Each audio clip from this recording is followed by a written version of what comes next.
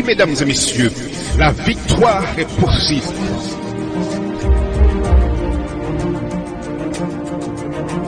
Ne perdez pas espoir.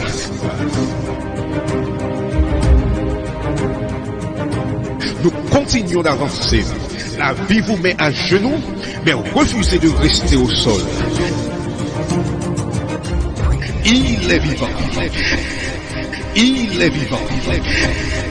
Il est vivant.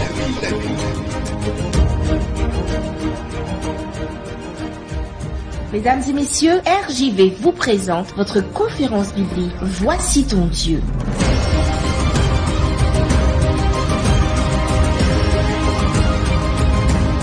Il est vivant. Chers auditeurs, bonjour et bienvenue dans votre série de conférences intitulée Voici ton Dieu. Je suis le pasteur Léaco et je suis heureux d'être avec vous pour cette troisième rencontre de cette série intitulée Rencontre divine. Lors de notre précédent partage, nous avons médité sur la rencontre de Jacob avec Dieu, celle où il lutte toute une nuit avec Dieu afin que celui-ci le bénisse.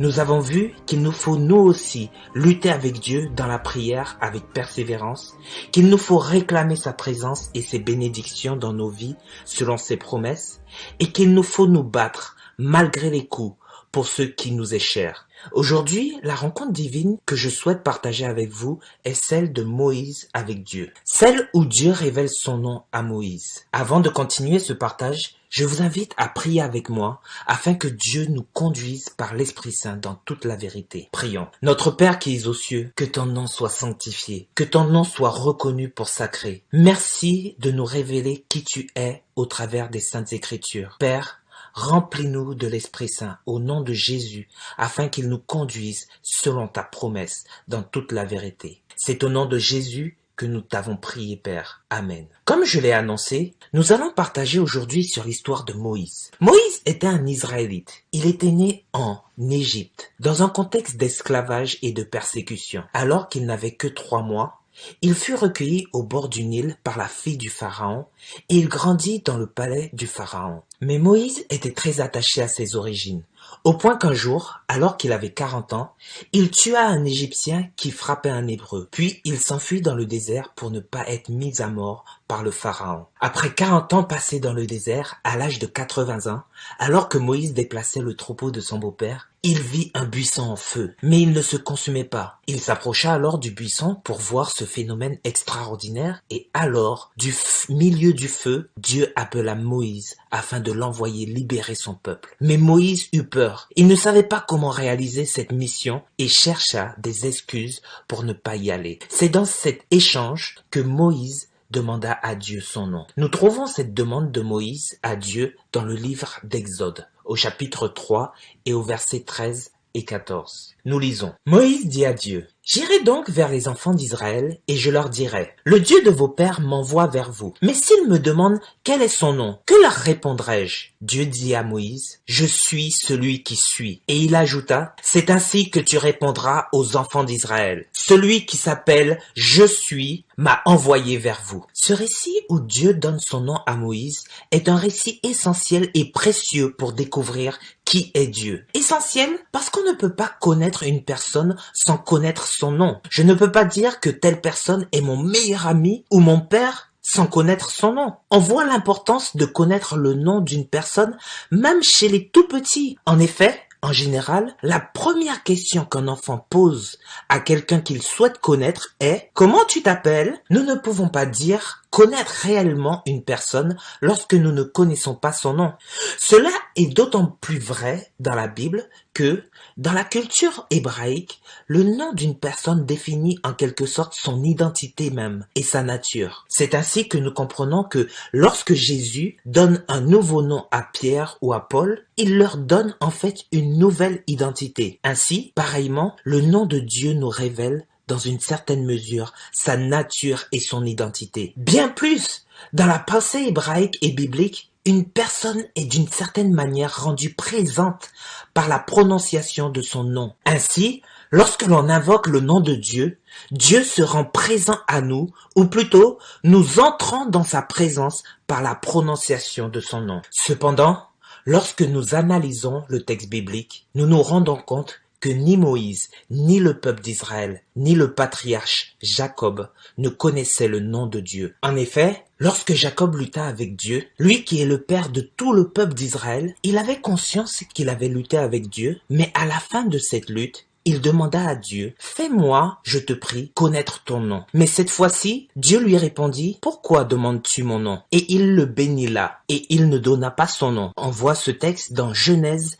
32, verset 29. Ainsi, nous nous rendons compte que, durant plus de 400 ans, le peuple d'Israël priait et implorait le Dieu vivant sans connaître son nom et donc sans vraiment le connaître. Aujourd'hui, beaucoup de croyants sont à peu près dans cette même situation. Il y a une certaine confusion concernant le nom de Dieu. En effet, le nom de Dieu révélé dans la Bible est transcrit par 4 lettres imprononçables. YHWH.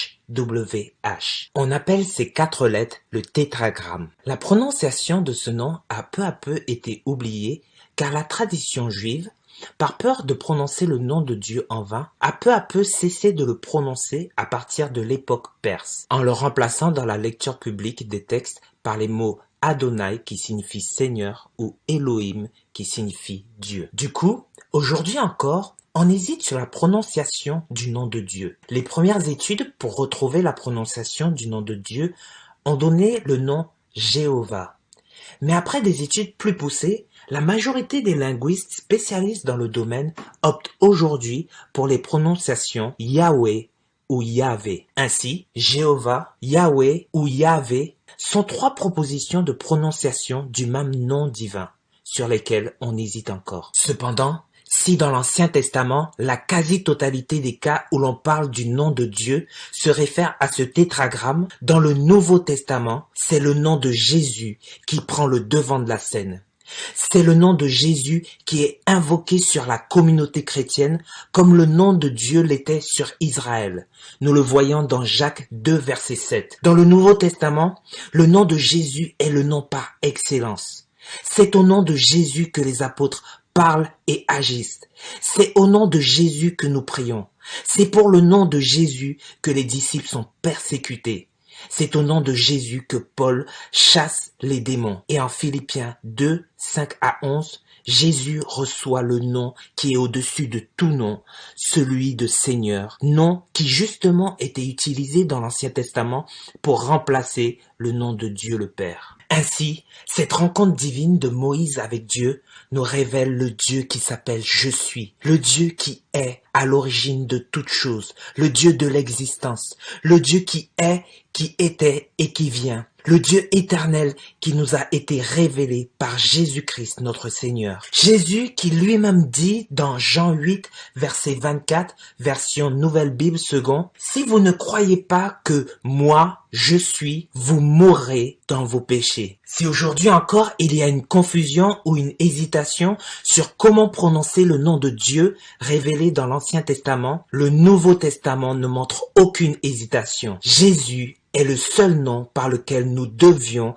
être sauvés. Nous le lisons dans Actes 4, versets 11 et 12. Jésus est la pierre rejetée par vous qui bâtissez et qui est devenue la principale de l'angle. Il n'y a de salut en aucun autre, car il n'y a sous le ciel aucun autre nom qui ait été donné parmi les hommes par lequel nous devions être sauvés. Cher auditeur, si comme Moïse tu veux connaître Dieu, si comme Moïse tu veux connaître le nom de Dieu, l'identité de Dieu, je t'invite premièrement à te laisser guider et convaincre par la Bible et la Bible seule et par le Saint-Esprit. Je t'invite aussi à prendre conscience qu'il y a une puissance lorsque tu invoques le nom de Jésus, ce nom devant lequel les démons tremblent. Et enfin, je t'invite à ne jamais prononcer le nom de Dieu en vain. Prions ensemble. Notre Père qui es aux cieux, que ton nom soit sanctifié, que ton nom soit reconnu pour sacré. Fais connaître à tous qui tu es.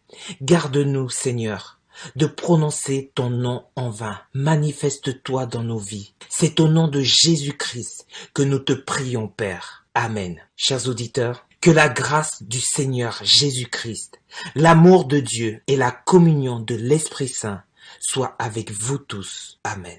C'était votre conférence biblique Voici ton Dieu. Si vous avez besoin d'un éclairage, si vous voulez connaître davantage, si vous avez une question, l'équipe Voici ton Dieu est à votre disposition. N'hésitez pas à nous contacter par WhatsApp ou SMS au 06 94 233 352 06 94 233 352 ou alors par mail à évangiledevie.bible@gmail.com évangiledevie.bible@gmail.com. Nous vous remercions de votre écoute et à bientôt sur RJV.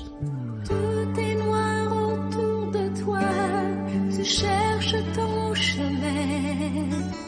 Le cœur brisé, déchiré et découragé.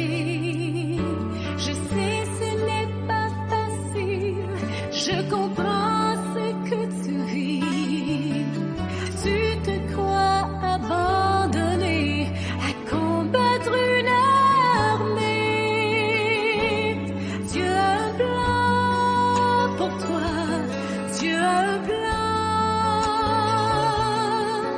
Son amour est pur, son cœur est bon. Et souviens-toi toujours que Dieu